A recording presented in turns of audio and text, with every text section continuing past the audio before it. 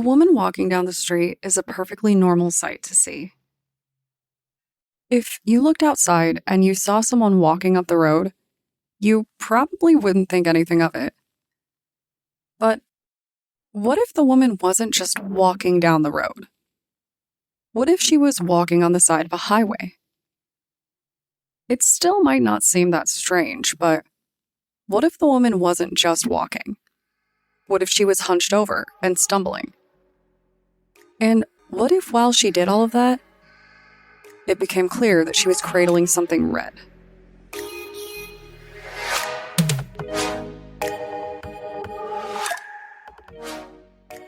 My name is BreeAnn, and I'm the host and creator of Among the Dirt and Trees, a show where we explore true crime cases that occur out in nature.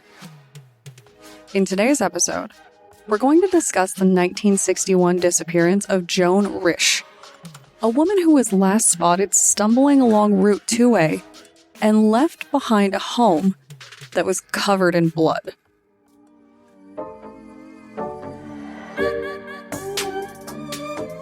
I would like to formally welcome you all to the first longer episode of Among the Dirt and Trees.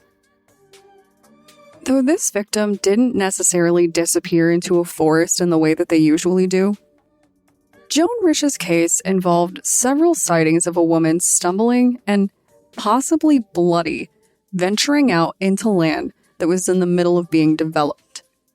And the home where the majority of evidence was found was actually purchased by the National Park Service to make way for the Minuteman National Historical Park to commemorate the Revolutionary War. So, I'm going to give myself this one. Some people even believe that she might be buried somewhere beneath the local road, but before we can get into all of that, we need to discuss the rest of the story.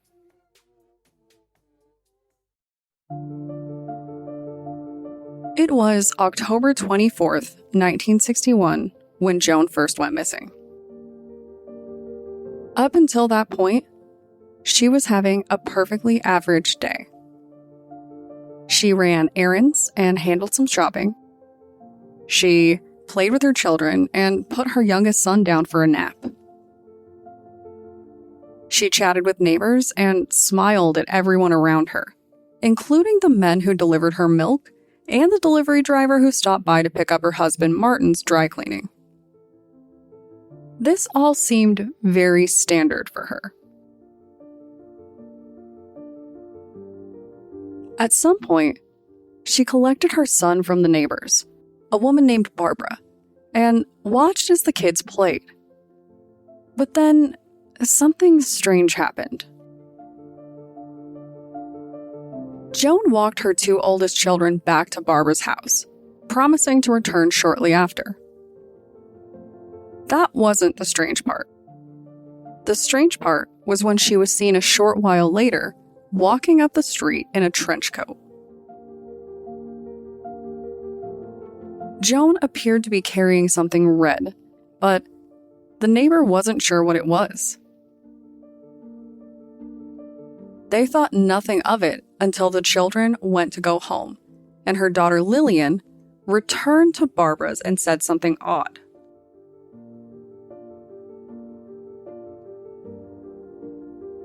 Lillian told the neighbor the following words: "Mommy is gone, and the kitchen is covered with red paint." So, that obviously wasn't a good thing.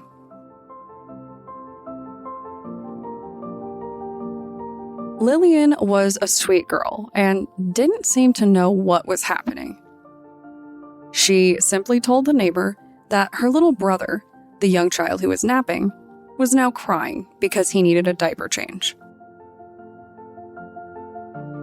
Understandably alarmed and confused, Barbara went to see what Lillian was talking about, and she saw just enough to confirm that something truly terrible happened in that home. Barbara immediately called the police, and then the investigation into one of the most bizarre disappearances that I've ever heard of would begin.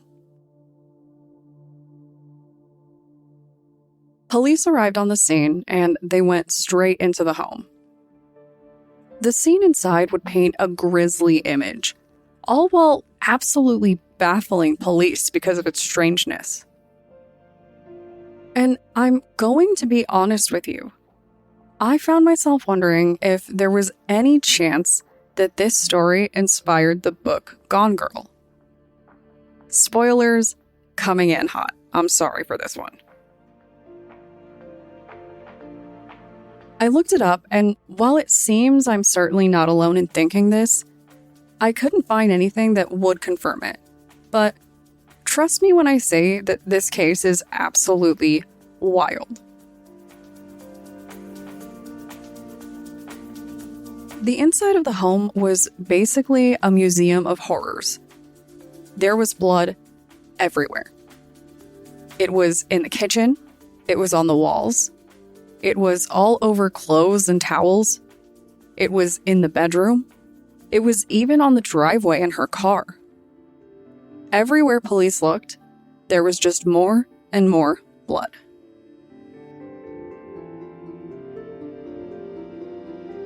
There was so much blood that the officer at the house immediately called for backup, recognizing that it was going to be a team effort to solve this case.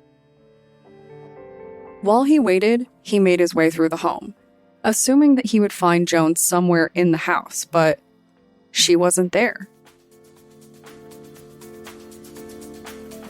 The house was quite literally painted red, but that wasn't the only concerning detail about the space. There were some indications of a struggle, or something like one. The phone was torn from the wall and tossed into the trash. A table was flipped over, and the blood itself told a story.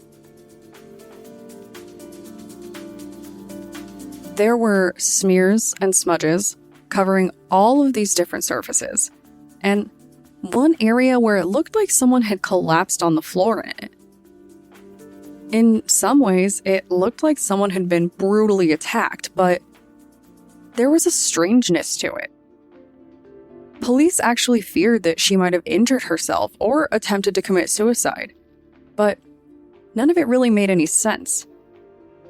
How could something this terrible happen in such a short span of time in the middle of the day? And what actually happened?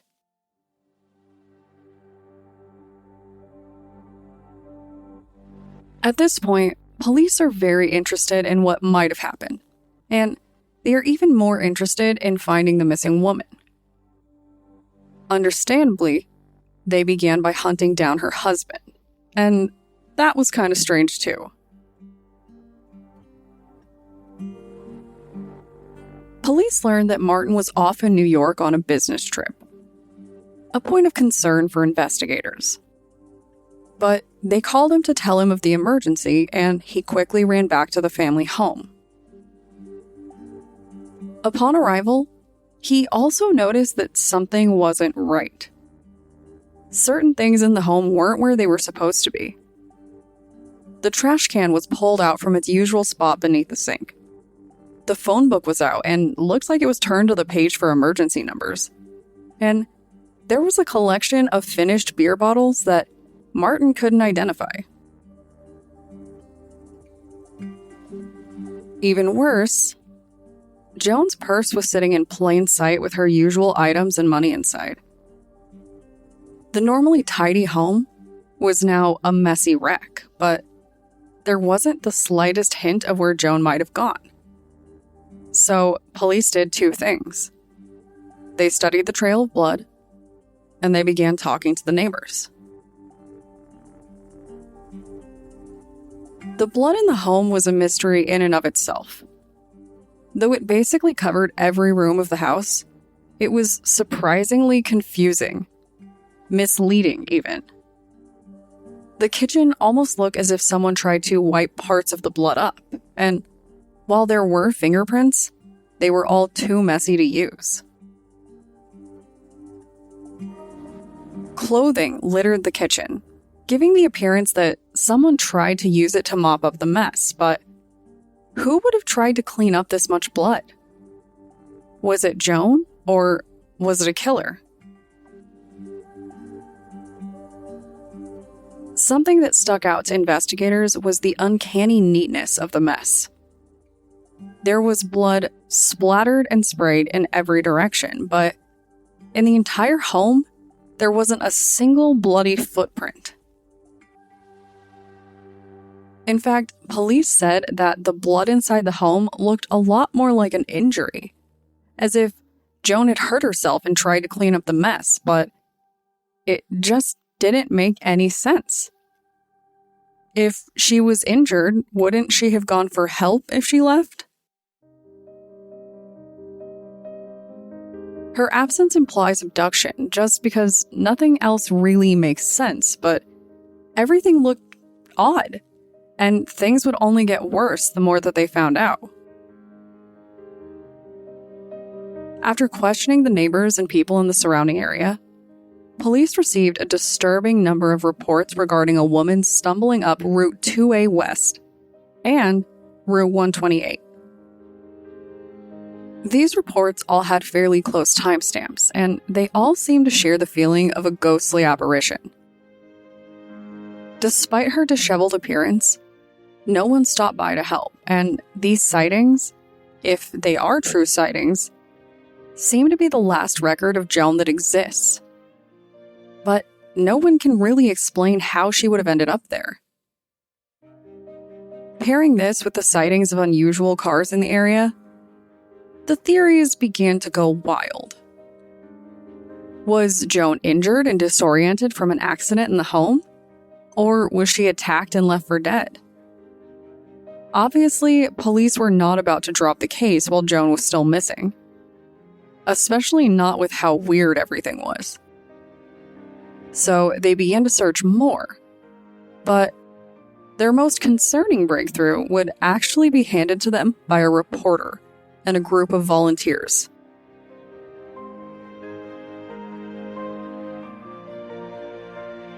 When the news first broke, it isn't exactly surprising that everyone wanted to be the first one with the story. This led a local reporter on a search to learn what she could about Joan herself, and her search led her to the local library. Joan worked in publishing as a secretary and eventually as an editorial assistant. Joan had a known passion for books. With a little asking around, the reporter learned that Joan had recently checked out a book covering the disappearance of Brigham Young's wife. His 27th wife, that is.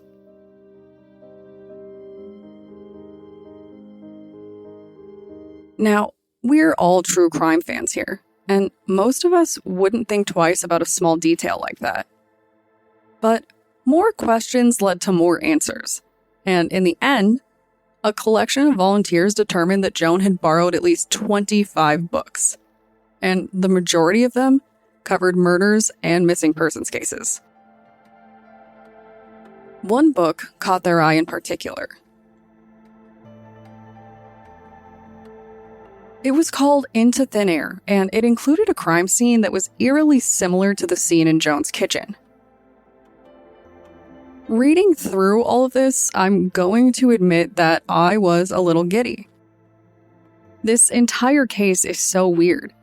And then we learned that either Joan turned out to be one of the stories that she liked to read, or that something even crazier happened.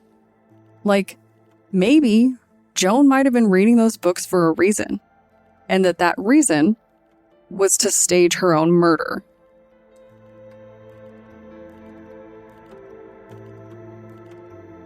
If you've read it or seen the movie, I'm sure by now you can see why I would compare this case to Gone Girl.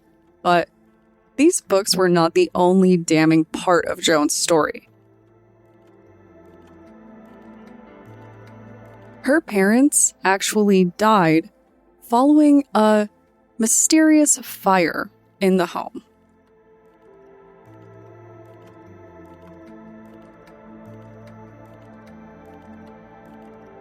Remember all of that blood that police found? Well, subsequent research would show something fairly interesting there too. It was determined to be human blood, and it did seem to match Joan's blood type. But experts would reveal that there was something odd about it.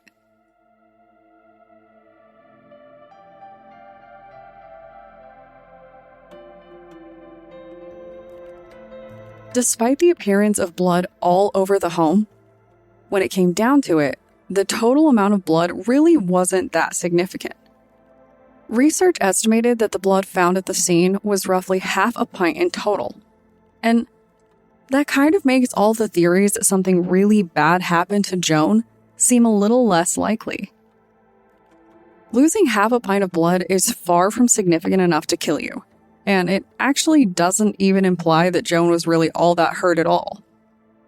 It almost gave the appearance that someone used a small amount of blood and spread it out as much as they could in order to make the crime scene look worse than it actually was.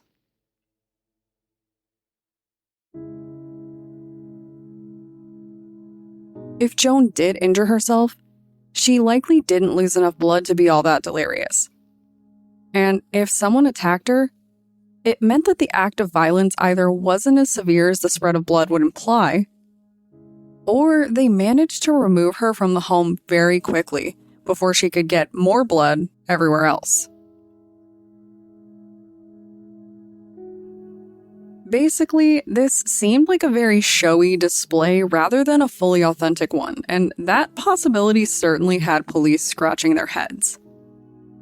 On the surface, Joan seemed to be really content with her life, so why would she stage an elaborate ordeal to leave it all behind?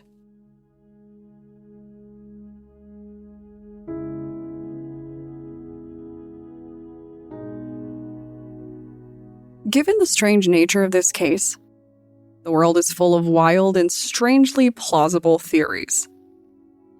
At the time where she was last spotted, Route 28 was under new development. There were known pits in the area, pits that someone could just fall right into. If your first thought was of the Sullivan Street pit in Parks and Rec, you were not alone. But some people believe that Joan was likely injured and disoriented and somehow ended up stumbling into one of these pits. I didn't see anything suggesting that there was more blood found along the way, so I don't know how this ties in with the information that she likely didn't lose much blood at all. But if she did fall into one of those pits, it's possible that she was buried by accident in one of them, which means she might be stuck somewhere beneath the road itself. So if you drive down Route 128 and see a ghostly apparition at night, maybe be careful. Of course, if the sightings were Joan, maybe someone should have stopped and helped her out. I'm not here to tell you how to live your life, but seems like a pretty tough call to make now.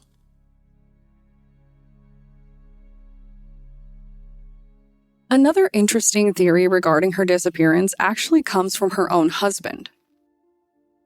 Martin spent his entire life convinced that Joan was alive and that she might return someday.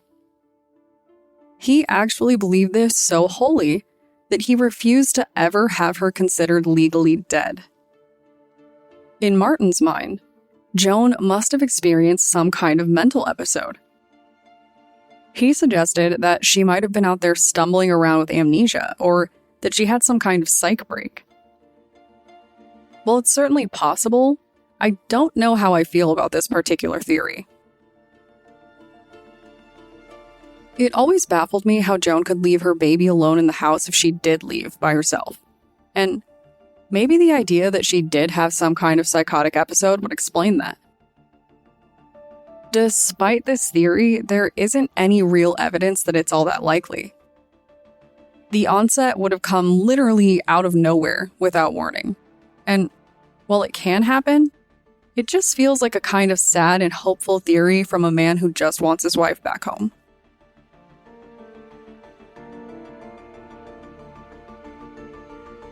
Obviously, there is the theory that Joan was attacked and abducted, and there is some merit to this. There were strange cars and possible indicators of a struggle. But if someone managed to pull off a crime like this in broad daylight in the middle of a suburban neighborhood, it would be pretty wild. I won't say any names, but I will say that one of my friends lives in a nice little neighborhood and she definitely has a habit of watching her neighbors when they do something weird outside.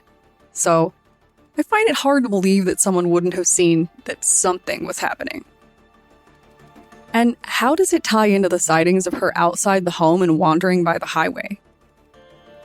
This case made me consider just how frustrating it must be to be an investigator and not be able to solve a case, especially with all of these very weird details. It would definitely keep me up at night, especially if my whole job was just to figure it out.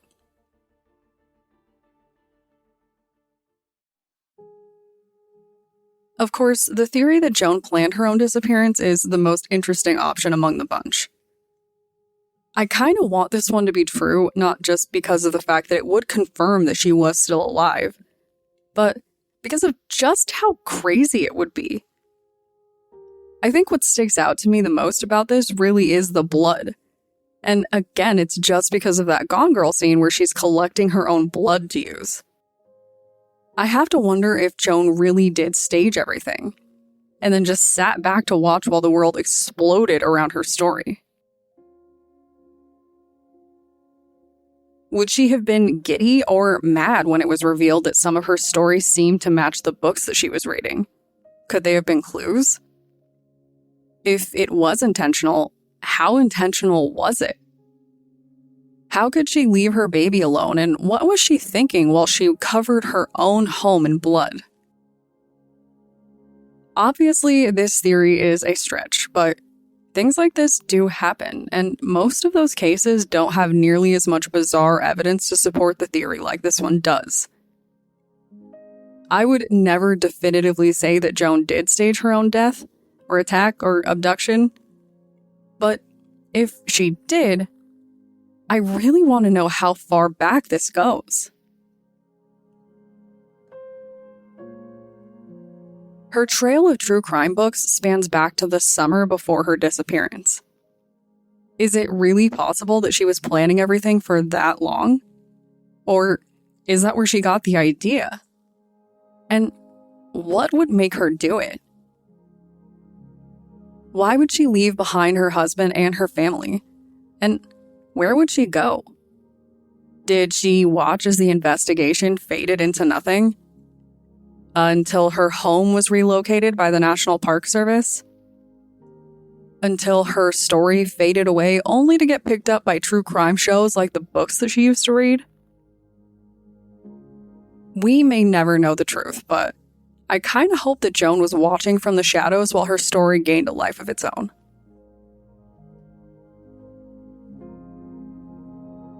I'm sure by now you're wishing that you never asked me to do these longer episodes, but if you have any thoughts on this new change, I would love to hear them. Otherwise, if you want to discuss true crime lovers becoming true crimes, your preferred way to stage a murder, or the dangers of giant pits, feel free to contact me on Twitter or Instagram using the tag @DatPod. Thanks, guys.